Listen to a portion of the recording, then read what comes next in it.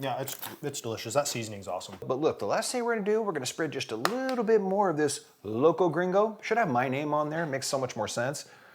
And that's a little bit more than I had intended. I opened up the pour side instead of the shaker side. What's up everybody, I'm Alan and welcome back to We Should Grill. So happy you're with us here today. And I tell you what, summer's coming to an end, which is kind of a bummer, but you know what fall means? Football. And for football, there's nothing better than a tailgate or an early Saturday morning party. You know what I like to do on Saturdays? Sit on my backside and watch football. Sundays actually too for the NFL. Once fall starts, it kind of becomes, you know, Thursday night, Saturday for college, Sunday, Monday, they got you covered almost every day of the week now. One of my most favorite things to do while I'm sitting on my backside watching football is chips and dip. My favorite actual dip is queso.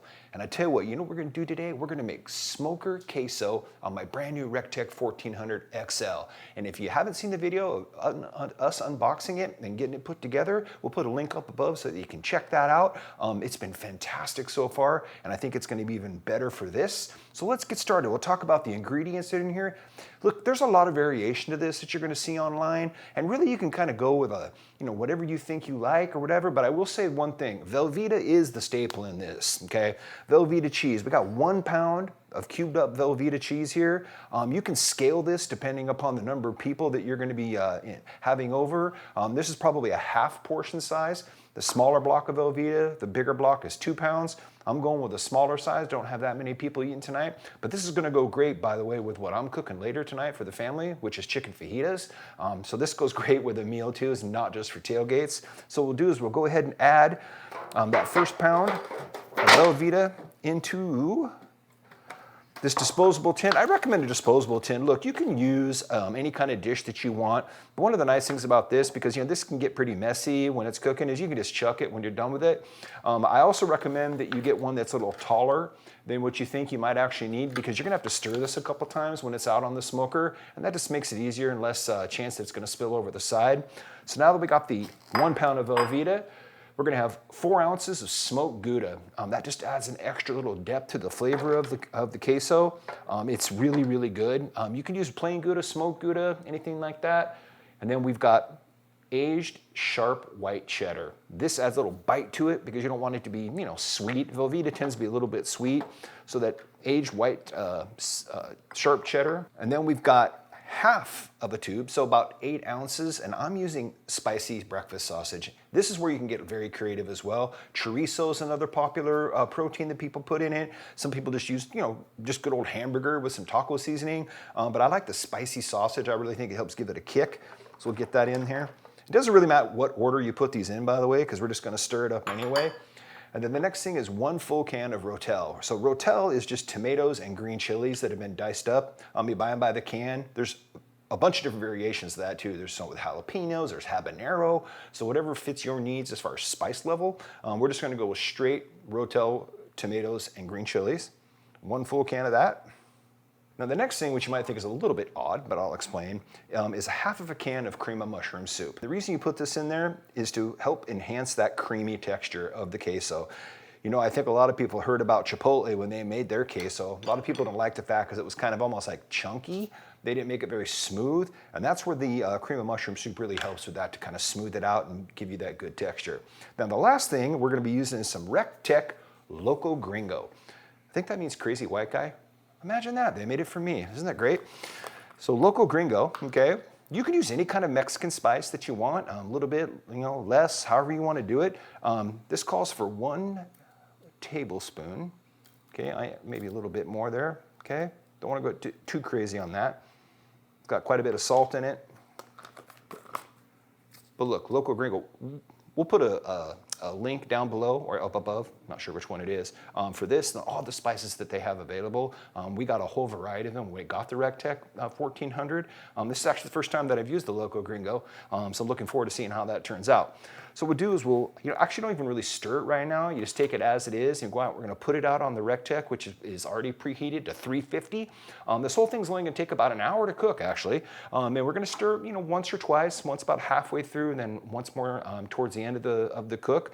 But we'll go put it out there right now. now for that first half hour or so, and we'll meet you out there in just a sec. So we're out here at the Recteq, and it got it set at 350 degrees. I think that's gonna be a good temperature. You don't wanna cook it too fast, because you wanna be able to kind of meld together and get those things to melt together. You can use any kind of pellets. I'm using hickory pellets on this one. Not sure that it's gonna make a huge difference what type of pellets you use. Use the kind that you're most familiar with. So what we're gonna do is we're gonna put this in for about an hour. We're gonna come back in about a half hour and give it a stir. So I'm gonna put it in there, and then what I'm gonna do is I'm gonna head inside and I'm gonna start prepping those fajitas that I'm gonna make tonight for dinner.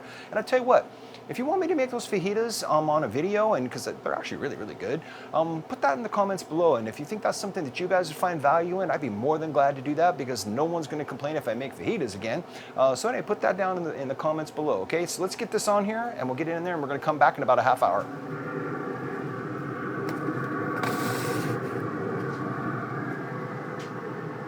Well, it's been just about 30 minutes, so we're gonna go ahead and open this up and take a look and give it a stir.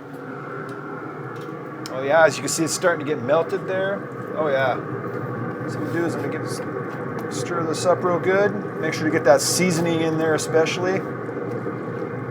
Oh, it smells delightful. And as it gets hotter, it'll really smooth out. Oh yeah, it's fantastic.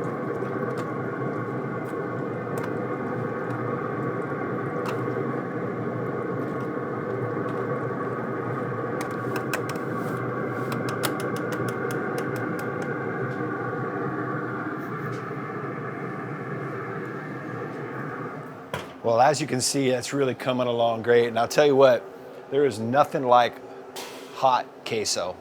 I love queso. Jake's not a big fan because he's not really into cheese, but that's okay. He's not a big fan. He's a huge fan. I'm sorry, Jake's a huge fan of queso. Medium fan, how's that? My first experience with queso was that really lousy kind that comes in a jar that you buy off a shelf, like Tostitos at the grocery store. Not so good. My first experience with really good queso though was when I made it. I made my first batch of queso, it's been about 5 years ago, actually with my Green Mountain Grill smoker, which we've talked about in some previous videos. It made it great. It turned out fantastic. I made a much larger batch because we had a big group of people coming over, and it actually turned out great. One of the things that will definitely help if you have the ability to do it is to try to keep it warm or warm it up occasionally while you're serving it, because as it cools off, it does start to thicken quite a bit.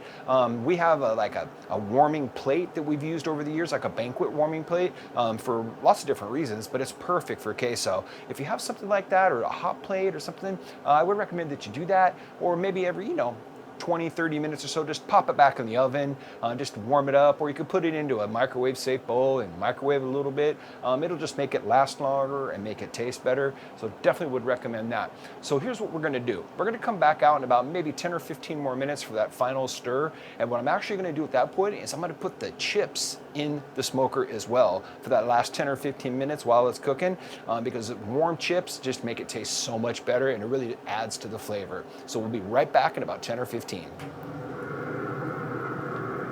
All right, it's been about another 10 or 15 minutes. Oh yeah, look at that. Get that stirred up here for the last time. Actually, stir it up right before we serve it too.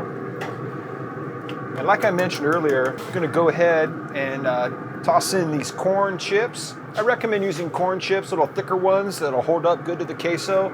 Like the white corn ones are kind of brittle, not so much. But put those in there. Letting those heat up in there and get some smoke on them is gonna make them taste really, really good. And you know what? I think I'm gonna try one. See what we got going here. Oh yeah, it's gonna be hot though. It's hot. Really good. All right, we're back on about another 10 or 15 minutes. This is gonna be ready to pull off and ready to eat. It's been another 10 or 15 minutes, so this stuff is ready to take off. I can't wait to get it inside. Let's get it off here. We'll get it inside. Oh yeah. Chips look fantastic too. Ooh yeah, they're nice and toasty. All right, so we'll get this inside, we'll get it all served up so we can dig in. It's gonna be great. So we got this inside, ready to go. But look, the last thing we're gonna do, we're gonna spread just a little bit more of this Loco Gringo. Should have my name on there, makes so much more sense. And that's a little bit more than I had intended. I opened up the pour side, instead of the shaker side, Loco Gringo. How appropriate, right? Okay, so that's either gonna be fantastic on film and everyone's gonna love it, or we're gonna redo that right now. We are gonna take a little bit off the top here. You know, we're feeling loco, but I don't think we're feeling quite that loco. Actually, that's probably gonna do it right there. So we'll go ahead and give this a stir. Oh yeah, it's gonna be great. Loco Allen. I think that seems appropriate. All right, Jake, why don't you put down the camera and let's give this a taste and see what we comes up with, okay? So you ready to give this a try? What do you think, Jake? You need me to put the child lock on that? Yeah, you know what? It's kind of like when someone loosens up the cap on the salt container as a joke. You don't like practical jokes. I don't, actually. I'm gonna go on record as saying I am not a practical joke guy. But you know what? I'm willing to accept when I make mistakes and do silly things. Hey, you know what? The seasoning, more seasoning the better, and this stuff is really great. I actually, It is. I'm a little weird. I like kind of wet my pinky, put a little bit on there just to try it, and it's actually really solid. Yeah. We'll put links into this. Also, Recteq has become the envy of the neighborhood, based in Augusta, Georgia. We got our annual... A seasoning like no other. Yeah, we got our annual "You're Not Welcome" inside of Augusta National email. Yeah, maybe Augusta, next year. If you're listening, It's Alan's 60th birthday this year. that's you let a good him down. point, man. Help, you let help him a brother out. Come on. We want to go. Anybody has Masters tickets hookups, which you don't. But if you do, we'll come pick them up. yeah, we'll come make you queso and we'll grill any recipe you want. You name it. So here's the thing. I'm not a huge cheese guy. We've made that very clear on the channel. However, Likes pizza though, which is weird. Anyway, that's mozzarella. That doesn't count. It's Okay. like frozen milk, or you know. That's a good point. Yeah. So this isn't necessarily my normal cup of tea, but when he made queso, like you said, like 4 or 5 years ago, it was pretty solid. So we'll give it a try. I'm willing to dip my chip in anything once, right? Ooh. Wow. once. Okay. Anyway, just once. Yeah. All right. Let's go here. Okay. Let's get some here. Boom. I like the chunky tomatoes, so let's get a little bit of that. All right. Okay. Cheers. Oh gosh.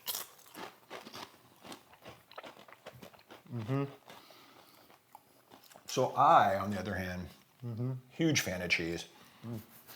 Queso in particular. So I'm gonna go ahead and just go right at it again. Right off the bat, the seasoning is very good. The sausage, also very solid. It adds some fat content. And a little kick. Is it spicy? Yeah, little kick. I'll be honest with you. Even though I poured what looked like a ton of this on there, I don't think it would have been too much actually to go ahead and put it in there. It's really good. Yeah, I think maybe just a little bit more of that next time with the cook. Actually, yeah. But this is delightful. It is really good, actually. And again, not just for chip dipping. This really goes well like with the fajitas that I'm gonna make tonight. And again, if you wanna see that on film, just let me know.